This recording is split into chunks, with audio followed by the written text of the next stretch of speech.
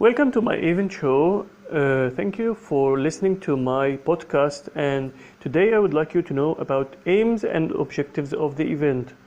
Having a very clear set of aims and objectives for your event in terms of what it is to achieve is critical for a host of reasons. It is essential that the aims and objectives of your event are defined and agreed at the outset. Although they may also be developed and refined as the project progresses, aims relate to the overall intent, strategic direction, and purpose of your event. For example, the primary motivations objectives are essential aims broken down into specific targets to facilitate event delivery and evaluation. Events can deliver benefits, impacts, and outcomes both for the organizers and the host community, in addition to other stockholders such as participants, spectators, sponsors, and the media. These different groups should be borne in mind when developing and planning events to maximize positive benefits arising from the event, which will in turn facilitate stockholder support. One approach to setting aims and objectives is to consider the potential impacts that the event could or should have and use these as a starting point for developing event-specific aims. We have here some few things that may be in the encompass of the event. First of all, we are going to talk about the environmental aims. Regeneration, urban and rural. New infrastructure and community facilitate. Focus on good environmental practice in energy use and recycling. New planting and development of green spaces. Creating awareness of environmental issues. Second thing, we would like to talk about the encompass of this aim that we are going to do in the event. The social and cultural. Increase awareness of a venue, occasion, tradition, cultural and art forms, history, area, special interest, groups, etc. Building community pride and social cohesion. Validation of community groups and issues. Increased community participation. Introducing new and challenging ideas. Expanding culture perspectives. Education, training, and volunteering programs. The third thing that we will encompass through our aims, tourism and economic.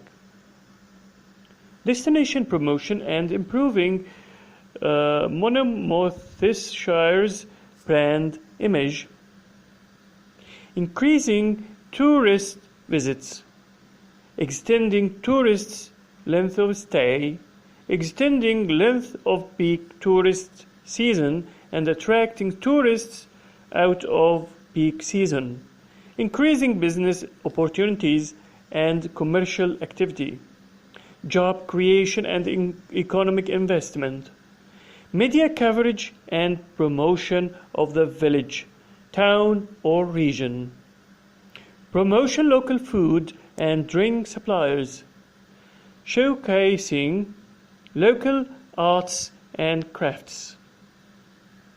After all these things, we will set up our event objectives to make our event so apparent. Once the overall aims of the event have been established, you can then move on to setting objectives.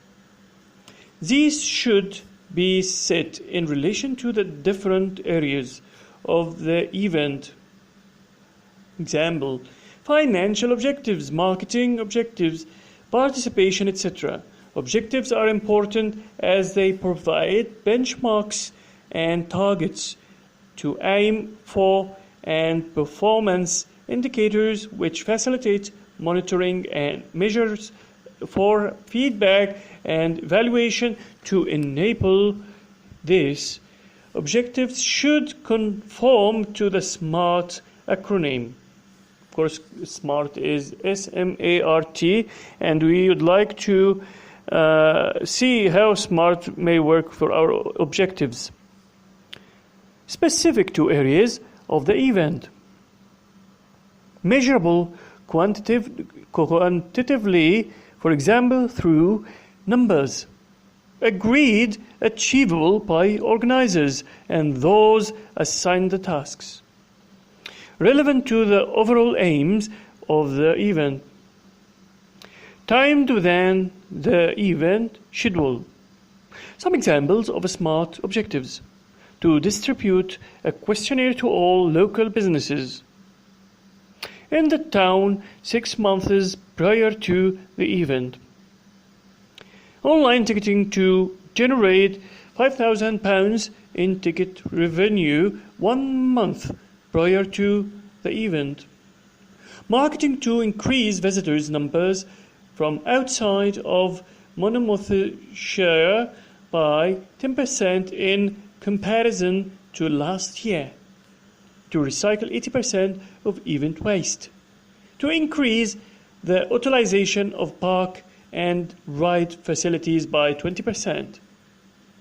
Note within all the above examples, they are specific to a certain area of the event activity or group of people. There is an element that can be measured to access if the objective has been achieved, and there is a timeline associated with the objective to enable the achievement to be assessed. After this, we would like to manage our events through some toolkit that may be chosen by our department. It's my advice to you that you use your own toolkit to perform well during your event. Thank you so much for your listening, and next time I will choose another topic to talk about. Thank you so much.